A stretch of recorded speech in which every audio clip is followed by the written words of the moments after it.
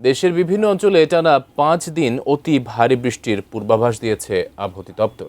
এতে নদ নদীর পানি দ্রুত বৃদ্ধি পেয়ে নির্মাঞ্চলে ভয়াবহ বন্যার আশঙ্কা তৈরি হয়েছে। ঝুঁকিতে থাকা সেসব অঞ্চলের সম্ভাব্য পরিস্থিতি নিয়ে বিস্তারিত জানাচ্ছেন ত্রিবেণী তনু।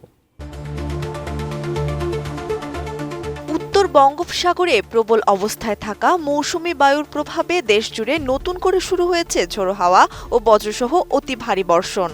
৮ জুলাই প্রকাশিত আবহাওয়া অধিদপ্তরের ১২০ ঘন্টার পূর্বাভাস এবং বাংলাদেশ পানি উন্নয়ন বোর্ডের বন্যা পূর্বাভাস ও সতর্কীকরণ কেন্দ্রের সর্বশেষ প্রতিবেদনে এ তথ্য জানা গিয়েছে। সুস্পষ্ট লঘুচাপের কারণে সাগর উত্তল থাকায় রংপুর, ঢাকা, চট্টগ্রাম ও সিলেট সহ দেশের প্রায় সব বিভাগেই আগামী ৫ দিন এই বৃষ্টিপাত অব্যাহত থাকবে। এর মধ্যে বেশ কিছু অঞ্চলে রেকর্ড পরিমাণ বৃষ্টিপাতের সম্ভাবনা রয়েছে। আবহাওয়ার এই চরম বৈরী আচরণের মধ্যেই দেশের ১৮টি জেলায় স্বল্পমেয়াদী বন্যার চরম আশঙ্কা তৈরি হয়েছে।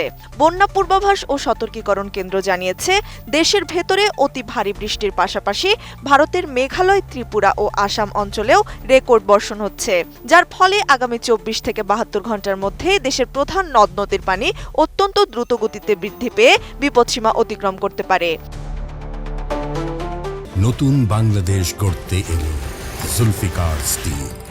জুলফিকার স্টিল সবচেয়ে বেশি ঝুঁকিতে রয়েছে চট্টগ্রাম ও সিলেট বিভাগ। পাহাড়ি ঢলের কারণে চট্টগ্রামের গোমতী, মুহুরী, হালদা, সাঙ্গু ও মাতামুহুরী নদীর পানি বৃদ্ধি পেয়ে বান্দরবান, কক্সবাজার, ফেনী ও খাগড়াছড়ির নিম্নাঞ্চল প্লাবিত হওয়ার মুখে। সিলেট ও ময়মনসিংহের মনু, খোয়াই ও সোমেশ্বরী সহ বিভিন্ন নদীর পানি উপচে সুনামগঞ্জ, মৌলভীবাজার, নেত্রকোনা ও শেরপুরের নিচু এলাকায় আকস্মিক বন্যা পরিস্থিতির সৃষ্টি হতে পারে। উত্তরাঞ্চলেও বন্যার চোখ রাঙানি শুরু হয়েছে। পানি উন্নয়ন বোর্ড জানিয়েছে, আগামী ২৪ ঘন্টার মধ্যে তিস্তা নদী বিপদসীমা পার হতে পারে, যার ফলে নীলফামারী ও লালমনিরহাটের বিস্তীর্ণ এলাকা জলমগ্ন হওয়ার তীব্র আশঙ্কায় দিন কাটাচ্ছেন নদীপাড়ের মানুষ।